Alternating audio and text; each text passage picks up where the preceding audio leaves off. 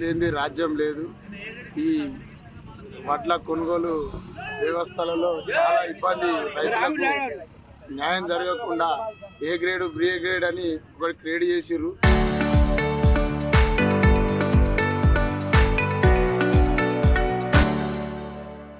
అది ఎగబోసినా కానీ మంచిగా వాళ్ళకు మిల్లులకు పోనీకి బడాబాబులు దీంట్లో ఏదో కుమ్మక్కై బి గ్రేడ్లో పెట్టుకోమని 6 గంటల కష్టం చేసుకొని రైతులు చాలా ఇబ్బందులు ఉండి ఈ ఎండకొచ్చి ఈ బడాబాబులు కోమట్లు కానీ ఏవోళ్ళు కానీ దళాలు కానీ ముంగడికి వచ్చి ఈ ఎర్రటెండలో పని చేస్తే అర్థమవుతుంది.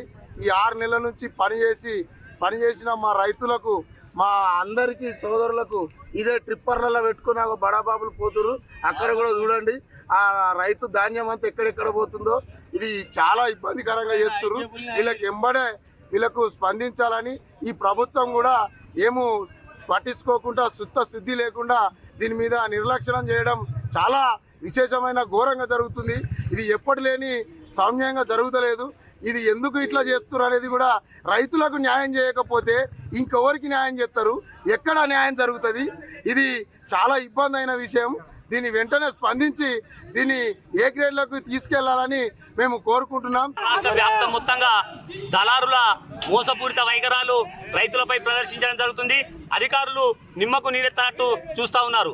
ఎందుకంటే తరుగు పేరుట ఏదైతే కళ్ళంలో కాంట అయిన వడ్లను కాంగ్రెస్ ప్రభుత్వం వెంటనే అక్కడనే ట్రక్ షీట్తోని అక్కడనే బిల్లు ఏర్పాటు చేయాలని చెప్తే ఆ మురిపం ఒక్క రోజు కాదు, ఒక్క లారీ కూడా దిగలేదు. వెంటనే ఆ జీవోని ఎత్తేసి ఏదైతే మళ్ళా పాత జియో ఏదైతే ఉన్నదో రైస్ మిల్లులకు మళ్ళీ అలర్ట్ చేయడం జరిగింది. దాంతో పాటు ఏం చేస్తున్నారంటే ఏ గ్రేడ్ ఉన్న వడ్లను కూడా బి గ్రేడ్ కింద వాళ్ళు తీసుకొని ఒక క్వింటాల్కు 20 రూపాయల చొప్పున నష్టాన్ని రైతులపై వేస్తున్నారు.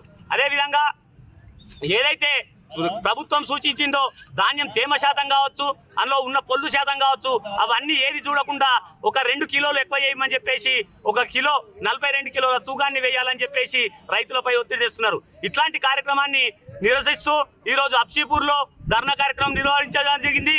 లేకపోతే ఈ కార్యక్రమాలను వాళ్ళు నిర్వహించకపోతే వాళ్ళు ఏదైతే ధాన్యాన్ని తూగం ఎలాంటి షరతులు లేకుండా ధాన్యాన్ని కొనుగోలు చేసినట్టయితే సరే, లేదు అనంటే ఇంకా ఉద్యమాలు ఎన్నో చేసి ఖచ్చితంగా ప్రభుత్వాన్ని గద్దె దించేంత మట్టు కూడా రైతన్నలు ఏకమవుతారు. ఖచ్చితంగా ఏదైతే ఎలాంటి షరతులు లేకుండా ధాన్యాన్ని కొనుగోలు చేయాలి.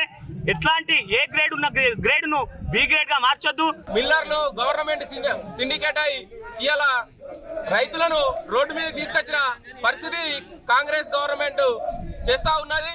కావున ఈ రోజు రైతులందరూ ఇంత ఎండలో రోడ్డుపైకి తీసుకొచ్చిన సీఎం రేవంత్ రెడ్డి గారు తొందరగా స్పందించి ఈ యొక్క మిల్లర్లందరూ సిండికేట్ కాకుండా రైతుల యొక్క పండించిన ధాన్యాన్ని వెంటనే కొనుగోలు చేసి ఆ లారీలను దిగుమతి చేసుకోవాల్సిందిగా కోరుతున్నాం.